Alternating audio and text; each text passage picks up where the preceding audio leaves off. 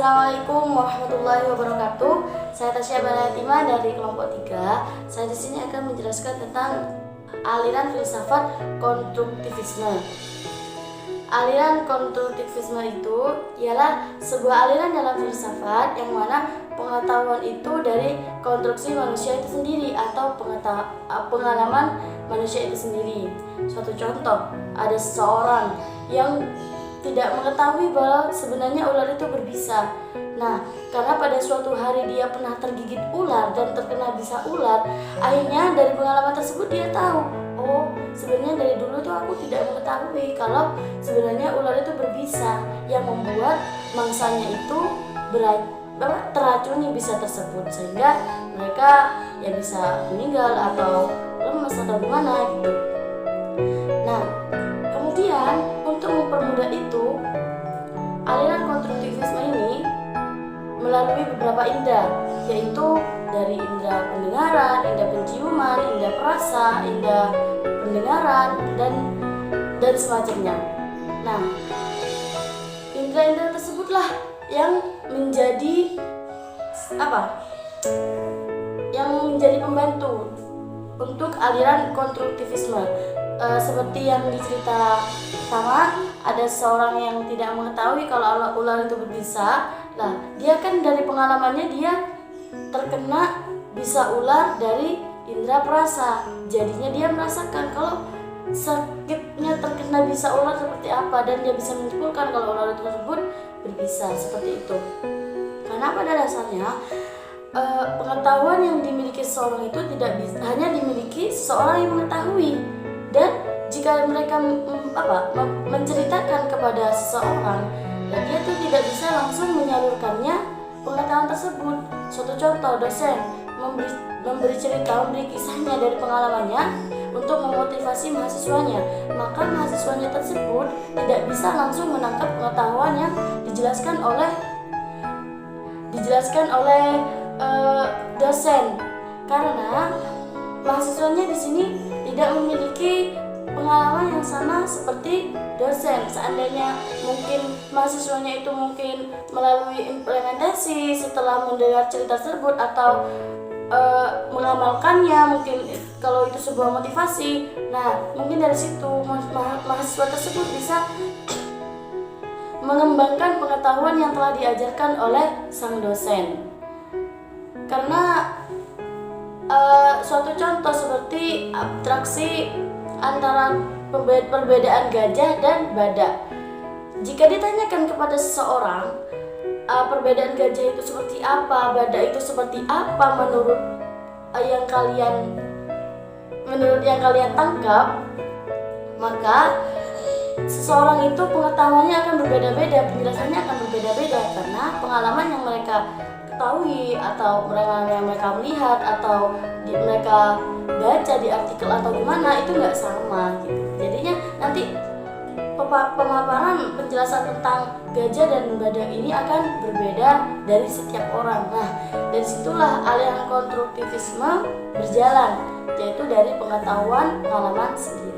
Seperti itu. Yang kedua yaitu konstruktivisme dan pengetahuan. Nah, konstruktivisme menyatakan bahwa pengetahuan yang dimiliki seorang itu hanya dimiliki orang yang mengetahui, seperti yang saya jelaskan yang pertama. Nah, sehingga sangat kecil kemungkinan untuk mentransfer pengetahuan yang dimiliki seseorang itu kepada orang lain, karena memang pada dasarnya pengalamannya tidak memiliki, ya kan ya. Orang yang diajarkan dia tidak memiliki pengalaman yang orang yang diceritakan tersebut.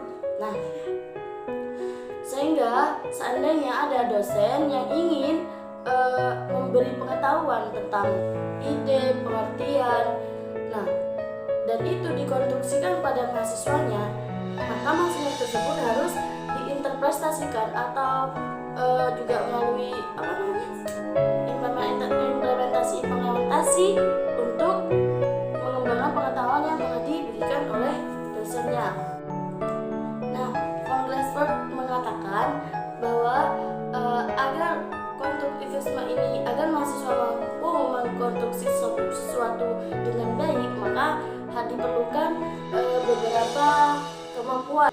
Yang pertama yaitu kemampuan mahasiswa mengungkapkan kembali pengalaman-pengalamannya, karena hal itu sangat penting sehingga suatu contoh ada pengalamannya yang membuat dirinya memotivasi diri sendiri, sehingga ketika diceritakan mungkin bisa menjadi motivasi orang lain. Nah, kalau tidak ada kemampuan untuk mengungkapkan kembali pengalaman-pengalaman mereka, maka konstruksi tersebut tidak baik atau gagal. Yang kedua yaitu bisa mahasiswa memiliki kemampuan dalam menjabarkan persamaan dan perbedaan dalam suatu hal dari pengalamannya sendiri. Satu contoh mungkin dalam perbedaannya gajah dan badak gitu ya. Perbedaan gajah dan badak, persamaan gajah dan badak itu sama-sama hewan yang berkaki empat yang berbadan besar, atau kayak gitulah suatu misal. Kemampuan yang ketiga yaitu kemampuan mahasiswa dalam menyeleksi pengetahuannya atas rasa tidak suka atau suka. Di mana pengalaman tersebut nanti bisa disaring. Enggak deh, saya enggak mau menceritakan pengalaman ini karena menurut saya nggak suka, soalnya ini adalah sebagian dari aibku, mungkin seperti itu. Mungkin kalau kategori pengalaman yang mereka sukai dan mungkin bisa memotivasi orang lain bisa diceritakan dan menjadi pengetahuan kepada orang lain, seperti itu. Nah, mungkin cukup saja penjelasan dari saya tentang definisi konstruktivisme dan pengetahuan. Selanjutnya akan dijelaskan oleh pemateri kedua, ketiga, dan keempat. Sekian dari saya. Apabila ada kesalahan, saya minta maaf yang sebesar-besarnya. Wabillahi taufiq wal hidayah. Wassalamualaikum warahmatullahi wabarakatuh. Bismillahirrahmanirrahim. Assalamualaikum warahmatullahi wabarakatuh. Selamat sore, salam sejahtera untuk kita semua. Saya sebagai pemateri kedua akan melanjutkan pembahasan dari pemateri pertama. Pemateri pertama sudah menjelaskan mengenai pengertian konstruktivisme. Saya sendiri akan menjelaskan ciri-ciri pembelajaran konstruktivisme. Sedikit saya ulas kembali. Pengertian konstruktivisme yakni adalah pembelajaran yang bersifat generatif, yakni pembelajaran yang bersifat menerapkan. Dalam hal ini dosen ataupun seorang guru harus dapat membantu para mahasiswanya agar mampu mengkonstruksi pengetahuannya sesuai dengan situasi yang nyata dan berdasarkan pengalaman-pengalamannya. Oleh karena itu, seorang dosen harus mengetahui atau menguasai bahan atau materi perkuliahan dengan baik. Di sini sudah jelas, seorang guru ataupun dosen dituntut memahami dan menguasai materi yang dimiliki. Semisal kita contohkan kepada dosen bahasa Arab, dalam artian dosen harus mengerti bahasa Arab, memahami nahwu sorof itu. Ketika mahasiswa bertanya langsung dijawab. Ketika ada mahasiswa juga bertanya bahasa Arabnya ini, bahasa Arabnya itu langsung teratas langsung dijawab, tidak harus buka kamus lagi, kan begitu.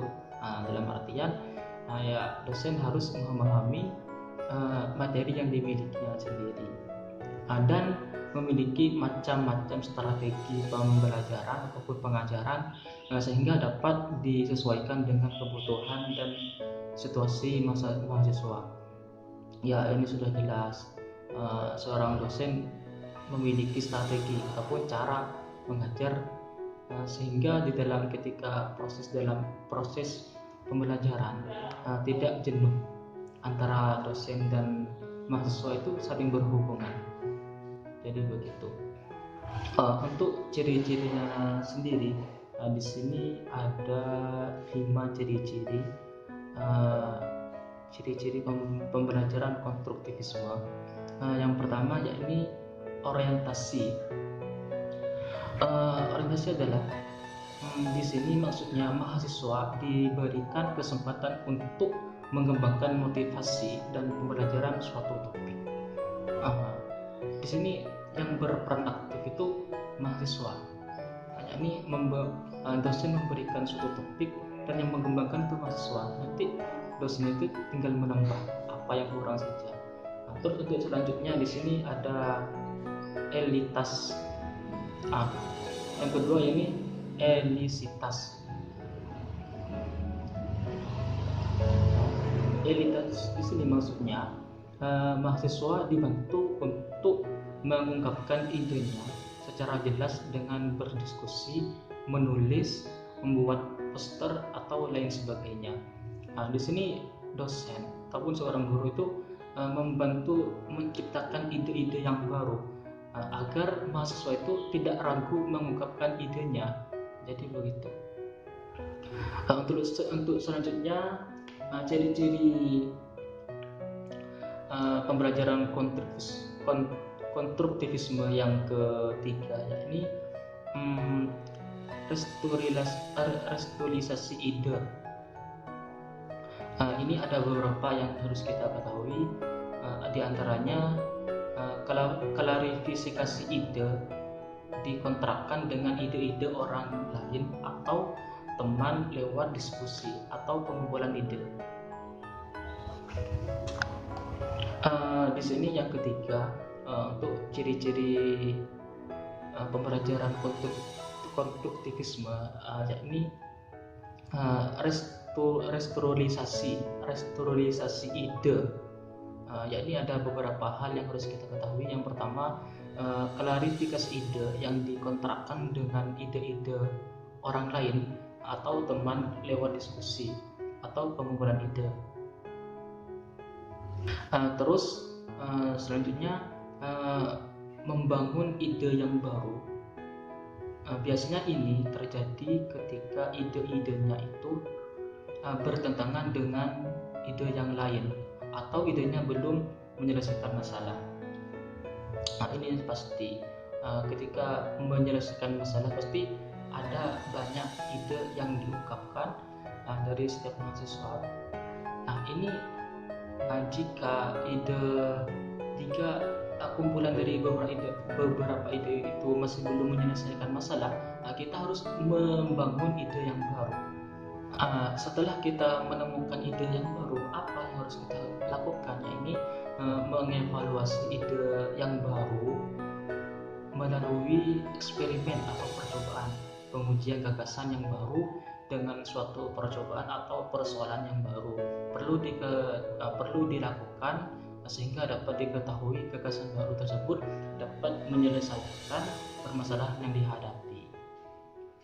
Untuk ciri-ciri selanjutnya, yakni penggunaan ide dan penggunaan ide dalam banyaknya situasi. Ide atau pengetahuan yang telah dibentuk oleh mahasiswa perlu diaplikasikan, perlu dipublikasikan, perlu dilaksanakan pada bermacam-macam situasi yang dihadapi.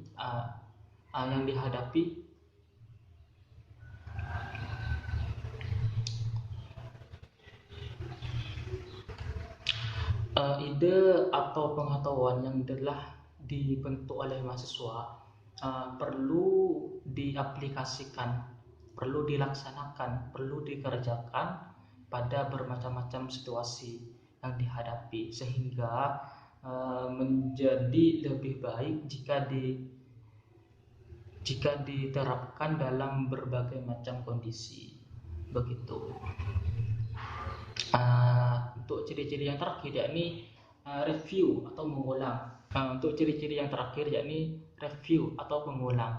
Seorang mahasiswa selama proses pengaplikasian pengetahuan perlu adanya revisi gagasan yang dipakai dengan menambahkan suatu keterangan atau mengubahnya menjadi lebih lengkap. Jadi begitu. Jadi setiap ide pasti butuh pembaruan. Yakni mungkin ide yang pertama ini kurang cocok, mungkin dengan adanya ide yang baru ini akan lebih menyelesaikan masalah begitu. Jadi perlu ada revisi gagasan masalah. Jadi di sini perlu adanya revisi gagasan. Mungkin cukup sekian dari saya. Idza wajadtum khata'an fahuwa minni wa idza wajadtum sahihan fahuwa minallah. Akhirul kalam, assalamualaikum warahmatullahi wabarakatuh. Assalamualaikum warahmatullahi wabarakatuh. Saya Ilma Rohlina Wadani. Saya akan menyampaikan sedikit tentang model pembelajaran konstruktivisme. Yang pertama yaitu belajar aktif atau sering dikenal sebagai CBSA, cara belajar siswa aktif. Cara belajar ini merupakan suatu pendekatan dalam pengelolaan sistem pembelajaran melalui cara-cara aktif menuju belajar yang mandiri. Nah, dalam proses belajar ini yang dituntut untuk aktif bukan hanya gurunya, akan tetapi juga peserta didiknya. Peserta didik tidak hanya diam dan mendengarkan penjelasan materi yang diberikan oleh gurunya, akan tetapi mereka juga mendengar, menulis, membaca, serta berdiskusi dengan teman-temannya yang lain. Guru perlu mengembangkan berbagai kegiatan belajar yang dapat melibatkan peserta didik secara aktif dalam proses belajar. Dan juga perlu diadakan kegiatan yang dapat merangsang peserta didik untuk aktif dan menantang kreativitas mereka. Yang kedua yaitu belajar mandiri. Belajar mandiri yaitu belajar secara berinisiatif, baik dengan orang lain ataupun tidak. Yang pada intinya proses belajar mandiri ini peserta didik tidak bergantung kepada orang lain. Banyak yang mengartikan belajar mandiri ini sebagai belajar sendiri, tapi bukan itu makna yang sebenarnya, yakni belajar mandiri itu belajar yang tidak bergantung atau tidak bergantung pada bantuan orang lain, baik itu dosen, teman, guru, dan orang-orang di sekitarnya. Hal terpenting dalam belajar mandiri adalah peserta didik memiliki kemampuan dan keterampilan dalam proses belajar, sehingga tanpa orang lain pun atau tanpa orang di sekelilingnya pun peserta didik ini tetap bisa belajar. Nah, seperti itu. Yang ketiga yaitu belajar kooperatif dan kolaboratif, yaitu proses belajar secara kelompok dan juga beragam. Maksudnya di sini menumbuhkan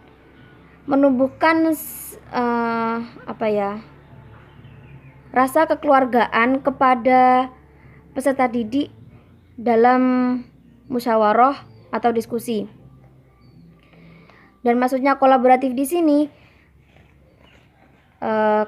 di setiap musyawarah atau diskusi kan pasti ada macam-macam, ada teman dari berbagai macam suku, misal suku berbeda agama atau yang lain lah.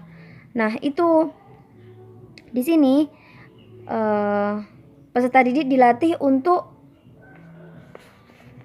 menghargai keberagaman yang ada itu. Nah, tujuan dari model belajar ini yaitu agar mereka itu dapat menghargai orang yang di sekelilingnya. Dalam belajar kooperatif ini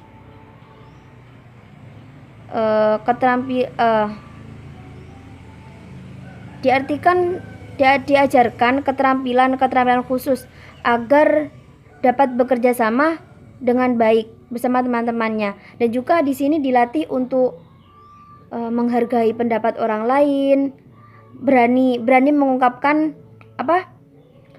usulannya. Nah, seperti itu.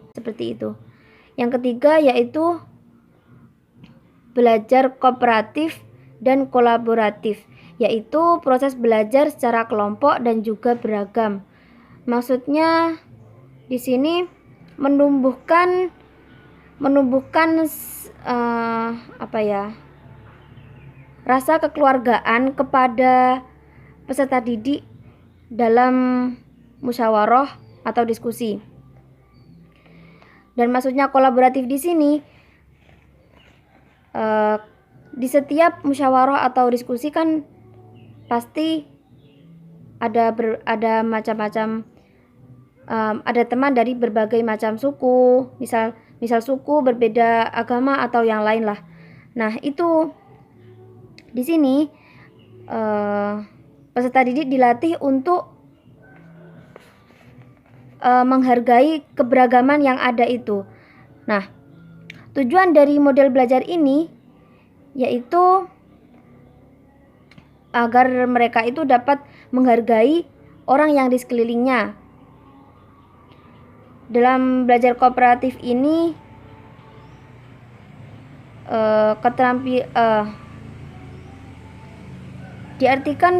diajarkan keterampilan khusus agar dapat bekerja sama dengan baik bersama teman-temannya, dan juga di sini dilatih untuk menghargai pendapat orang lain, berani mengungkapkan usulannya. Nah, seperti itu. Mungkin ini yang dapat saya sampaikan. Sekian dari saya, kurang lebihnya mohon maaf. Assalamualaikum warahmatullahi wabarakatuh. Assalamualaikum warahmatullahi wabarakatuh. Di sini saya akan menjelaskan model pembelajaran konstruktivisme, dan saya akan menjelaskan bagian yang nomor 6, yaitu kooperatif berarti bekerja sama untuk mencapai tujuan secara efektif dan efisien, sedangkan kolaboratif berarti bersifat kerja bersama sebagai aliansi strategis. Dan yang ketujuh, generative layering. Yang ke-8, mahasiswa bukanlah penerima informasi yang pasif, melainkan mahasiswa yang pasif. Berpartisipasi dalam belajar. Model generative layering memiliki 4 komponen, yaitu yang pertama, proses motivasi, proses belajar, proses penciptaan pengetahuan, dan proses generasi. Dan yang ke-9, model pembelajaran kognitif. Yang ke-10, model pembelajaran kognitif terdiri dari 2 model, yaitu problem based learning dan kognitif strategis. Problem based learning berfokus pada pengajian suatu permasalahan pada mahasiswa, dan pembelajaran kognitif strategis didefinisikan sebagai kemampuan internal yang terorganisasi yang dapat membantu mahasiswa dalam proses belajar. Sekian, terima kasih.